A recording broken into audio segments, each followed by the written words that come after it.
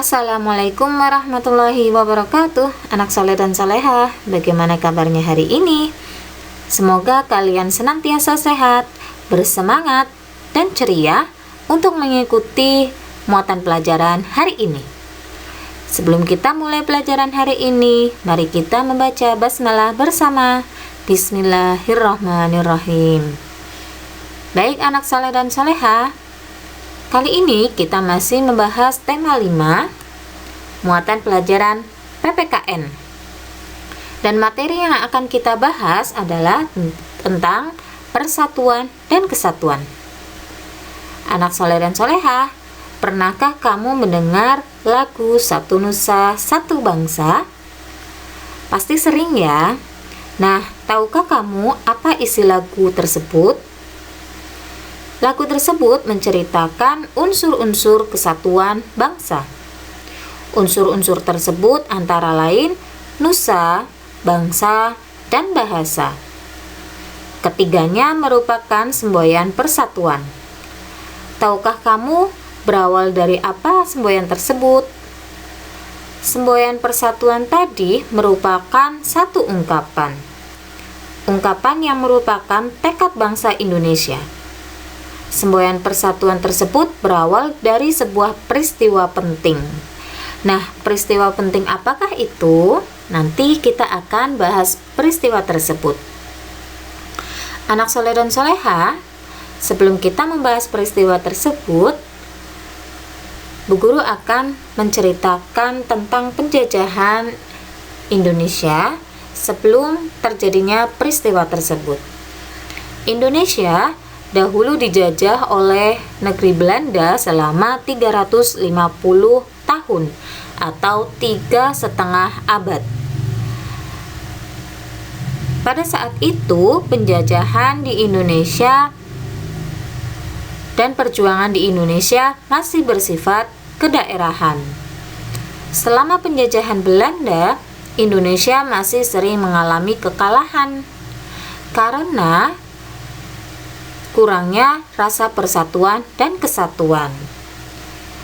Perjuangan masyarakat Indonesia masih bersifat kedaerahan, yang artinya perjuangan tersebut masih sesuai dengan daerahnya masing-masing. Ketika itu, persatuan dan kesatuan masih kurang, sehingga Indonesia sering mengalami kekalahan. Nah, akhirnya muncullah sebuah peristiwa itu, peristiwa di mana bisa bersatunya masyarakat Indonesia. Peristiwa apakah itu?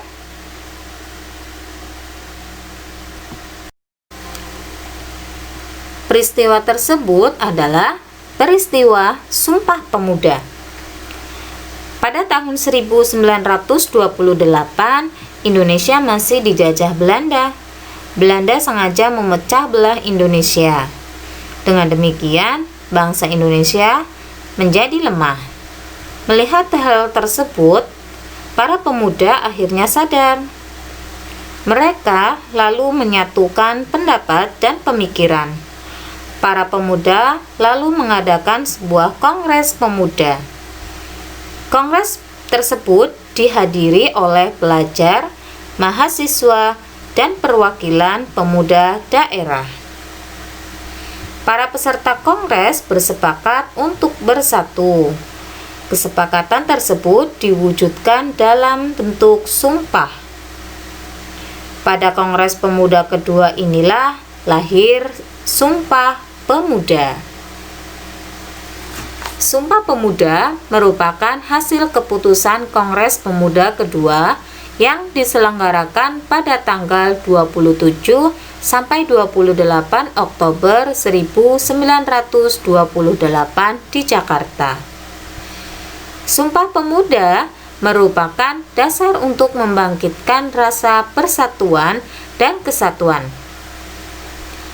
Ayo bacalah isi Sumpah Pemuda berikut. Isi yang pertama adalah kami putra dan putri Indonesia mengaku bertumpah darah yang satu tanah air Indonesia. 2. Kami putra dan putri Indonesia mengaku berbangsa yang satu, bangsa Indonesia. 3. Kami putra dan putri Indonesia menjunjung bahasa persatuan bahasa Indonesia.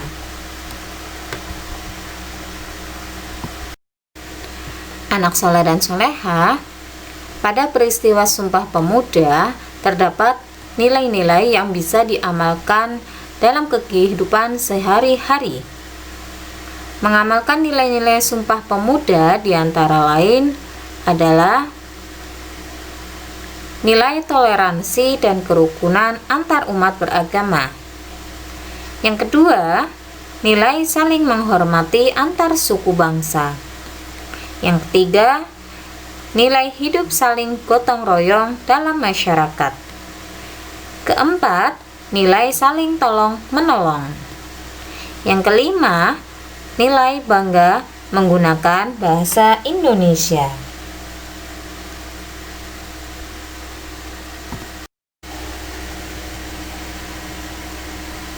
Upaya mempertahankan persatuan dan kesatuan bangsa Indonesia diantara lain adalah 1. Saling menghormati dan menghargai. 2. Menghargai hak dan kewajiban antar anggota masyarakat. 3. Bergotong royong melakukan berbagai kegiatan. 4. Memiliki sikap peduli terhadap lingkungan sekitar. 5. Menghargai pendapat orang lain saat bermusyawarah. 6. Menolong tetangga yang mengalami musibah. 7. Memiliki rasa toleransi antar sesama. Pemikiran tentang pentingnya persatuan dan kesatuan bangsa untuk mewujudkan negara yang berdaulat tidak lepas dari pengaruh berdirinya organisasi Budi Utomo. Budi Utomo berdiri pada tanggal 20 Mei 1908. Organisasi Budi Utomo ini penggagasnya adalah Dr. Wahidin Sudirohusodo, sedangkan pemimpin atau pendiri organisasi Budi Utomo adalah Dr. Sutomo. Dengan demikian, setiap tanggal 20 Mei diperingati sebagai Hari Kebangkitan Nasional. Tanggal 20 Mei yang merupakan tanggal berdirinya organisasi Budi Utomo diperingati sebagai Hari Kebangkitan Nasional karena organisasi Budi Utomo berusaha untuk membangkitkan kesadaran masyarakat Indonesia kala itu terhadap pentingnya persatuan dan kesatuan bangsa tanpa perlu mempermasalahkan perbedaan agama dan suku. Keberadaan organisasi Budi Utomo telah menumbuhkan semangat dan menandai terjadinya kebangkitan bangsa secara nasional.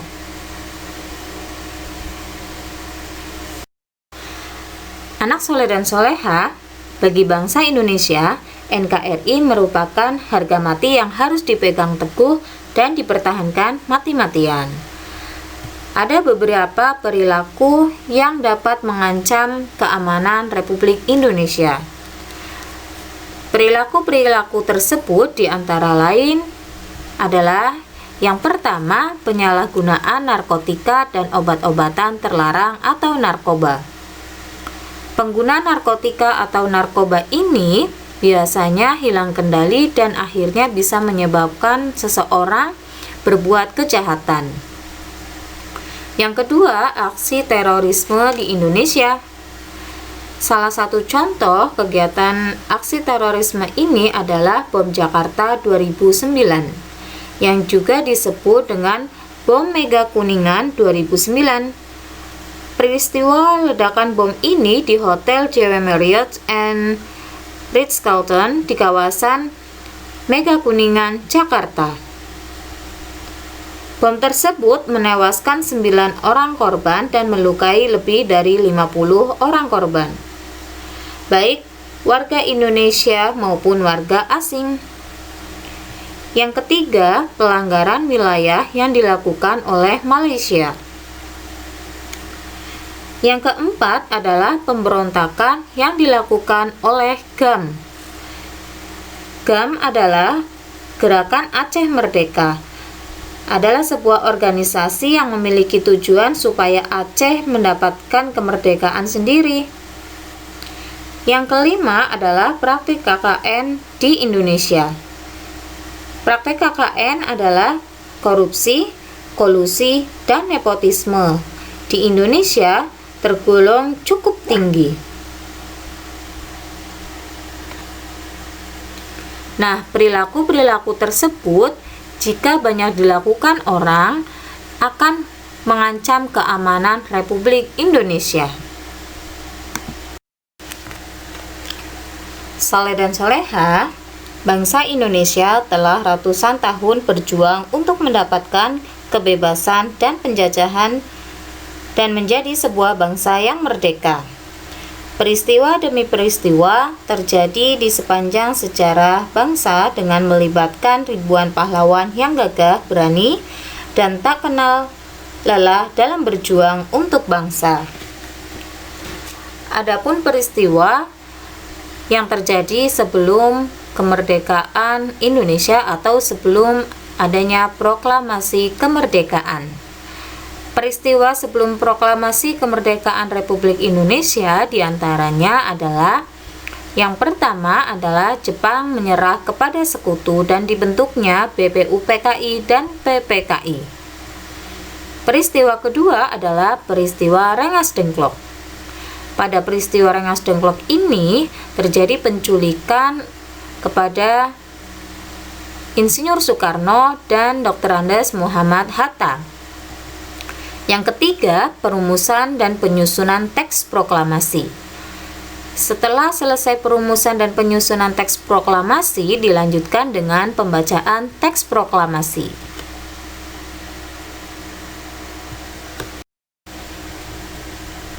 Peristiwa proklamasi kemerdekaan Republik Indonesia. Proklamasi kemerdekaan Indonesia sebetulnya merupakan bagian dari pidato proklamasi yang disampaikan oleh Insinyur Soekarno sebagai wakil bangsa Indonesia. Proklamasi kemerdekaan Indonesia dibacakan pada hari Jumat tanggal 17 Agustus 1945 pukul 10 waktu Indonesia Barat. Naskah proklamasi tersebut dibacakan di Jalan Pegangsaan Timur nomor 56, Jakarta.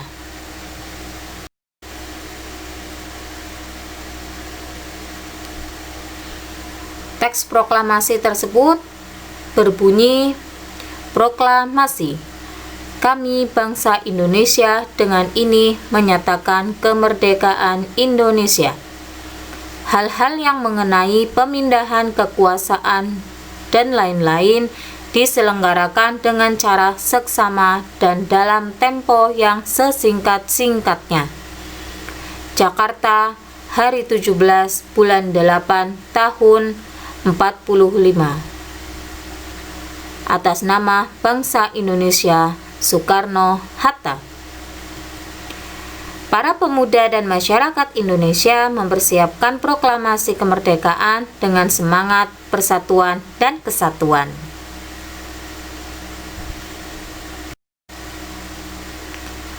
Semangat kekeluargaan dan gotong royong. Gotong royong dapat menumbuhkan semangat kekeluargaan. Semangat kekeluargaan adalah sikap memperlakukan orang lain seperti halnya memperlakukan keluarga sendiri. Manfaat semangat kekeluargaan diantaranya adalah 1.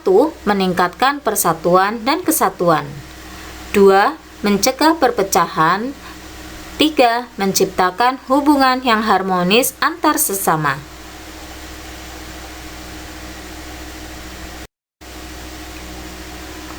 Persatuan dan kesatuan dalam kehidupan sosial budaya.